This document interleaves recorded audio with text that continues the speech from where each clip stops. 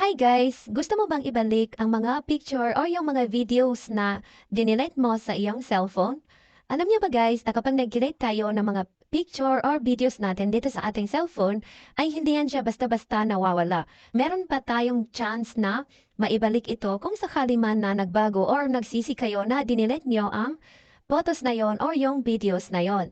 So kung gusto mong malaman kung paano nga ba natin ito ibalik or i-retrieve, ay panoorin mo lang ang buong video na ito. So dito guys, para ma-retrieve natin yung mga picture or videos na na-delete dito sa ating cellphone, ay i-click lang natin itong My Files dito mismo sa ating cellphone.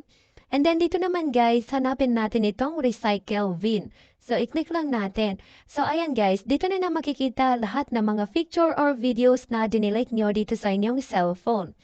So dito guys, dito nakalagay lahat ng mga na-delete na.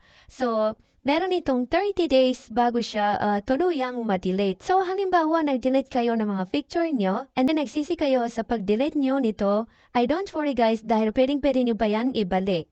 So paano nga ba natin to maibalik? So halimbawa mag-click lang tayo dito ng picture. Halimbawa, ito yung picture na gusto natin ibalik. So, i-press nyo lang yan, guys. So, ilong press nyo lang siya, guys. Tapos, meron kayong makikita ditong restore dito sa baba. So, ayan.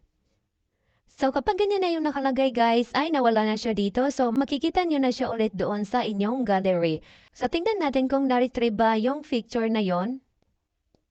So, ayan guys, andito na siya sa aking gallery. So, ganun ang kadali guys kung paano mag-retrieve ng picture or ng videos dito sa ating mga cellphone kapag na-delete natin ito.